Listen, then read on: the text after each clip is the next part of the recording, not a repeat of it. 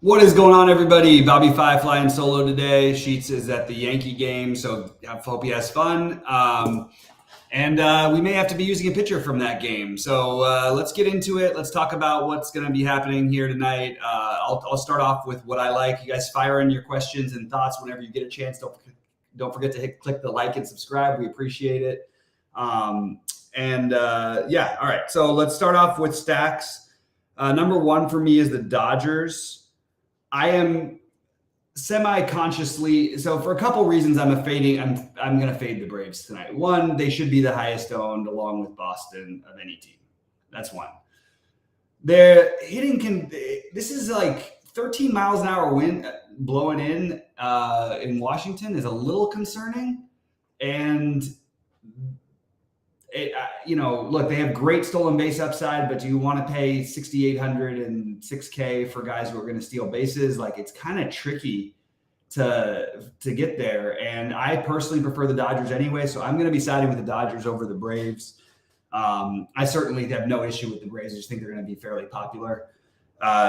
Houston, Detroit, San Diego, and St. Louis would be my next favorites. I think I'm going to get to Detroit more as a mini stack, but I do like them quite a bit, and I have no problem with using a full stack. It's a way, if you wanted to double spend up at pitching, that you could do that. I think Oakland is viable on the other side if you want to take some shots there. But really, like, there aren't that many great hitting conditions tonight. And oddly enough, like, they're a little bit better than normal in LA and Oakland for this time of year.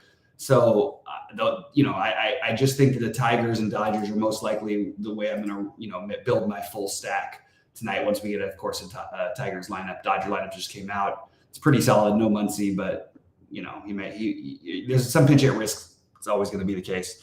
So those are my main ones. I think you could really pick from a number of teams. I mean, you could say Philly, you could say Atlanta, obviously Boston, Arizona to some extent. But I am going to be more on the Dodgers, Detroit, San Diego, St. Louis, Oakland. That's what I'm going to choose to do. Pitching wise, I'm definitely going to play Lopez in my highest buy-in. I really don't know what I'm going to do after that. I'm kind of struggling because I was going to play the cheap kid from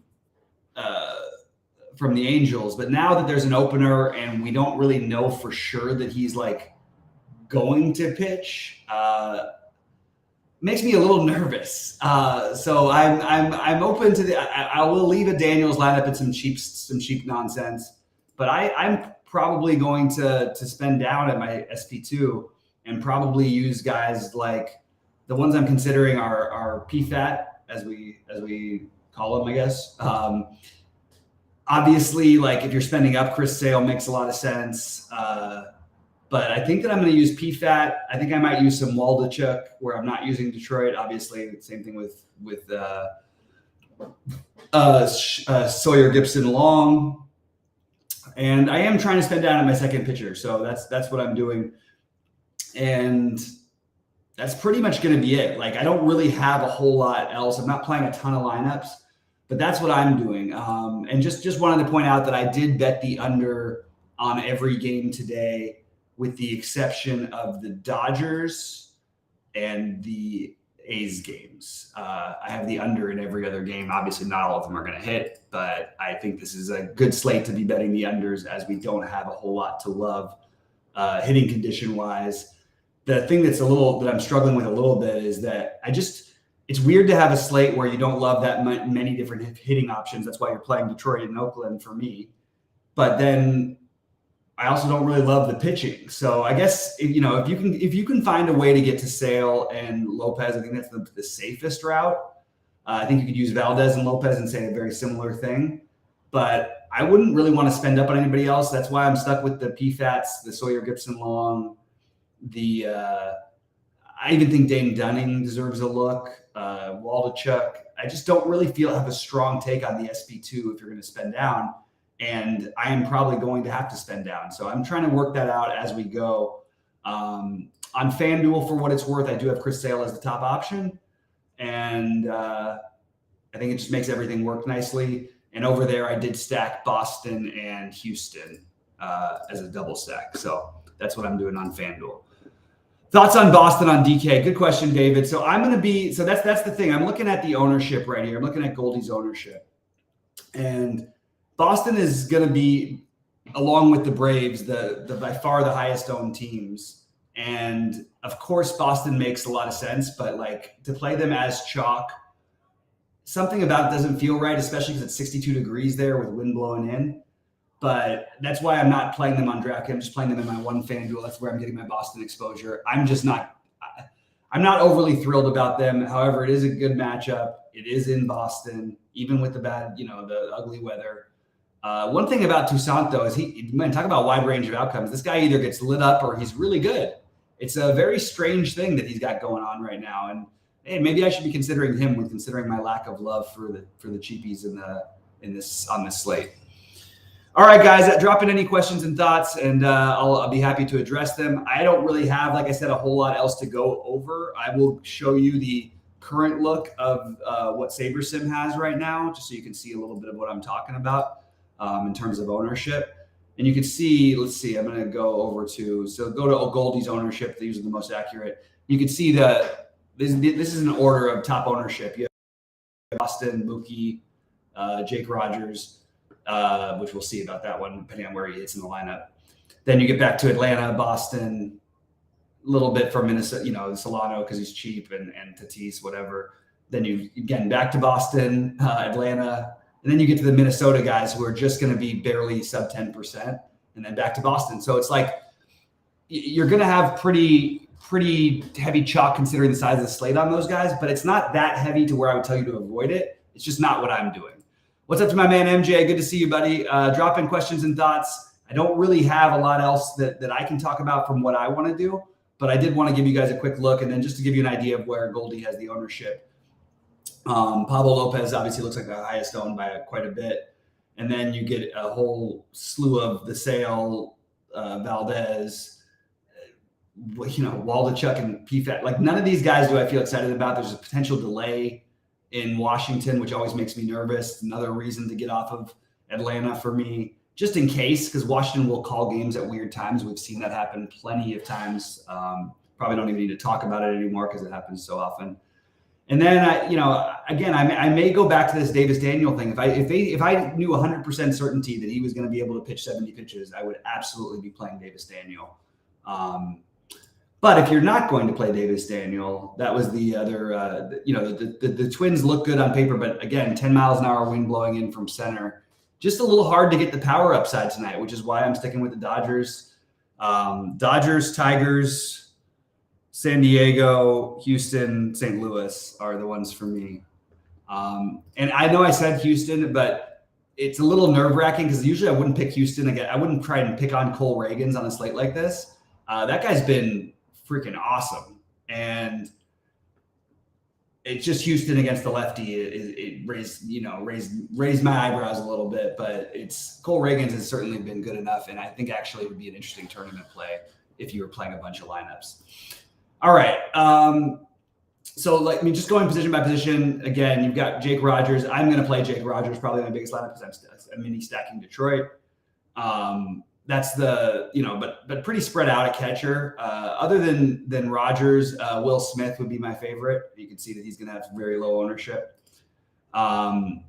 First base, Bobby Dahlbeck is really going to be, he's 2,700. But if you're going to talk about guys who never hit like Dahlbeck and Story, and those guys are going to be, double-digit owned, I will pass. I will pass on Solano value. I like Freddie Freeman. I'm good with Justin Turner, but I like Freddie Freeman the best. And I always think Matt Olson is as the one low-owned Atlanta stack. If I had an Atlanta stack, I probably would try and force my way into playing Olson. It probably have to be a four-man stack because I'd want to play Acuna too. But I would try to force Olson in as he will be the one low-owned piece. Bryce Harper would be my next favorite. Second base, you can see we'll sort by ownership here. Betts is going to be the most popular. Still totally fine with it because I'm playing Betts in my Dodger stacks, and the rest of the Dodger stacks are going to be very, very low owned. So I'm very cool with playing Betts. And moving on down, Albie's a great stolen base matchup, but I'm just not on Atlanta today is the best way I can put it. So I mostly have Mookie and Ibanez, assuming that Ibanez is near the top of the order. Where is Ibanez in terms of? I wonder where they actually have him in terms of ownership. Because I would have thought he would have had a little bit of love. Oh, he's not being projected. That's why. Well, let's see. Goldie should have him on though. Let's see. Come on, scroll over. Why isn't it scrolling over? There we go. Goldie's got him at 7%. Yeah, I like Ibanez as a spend down.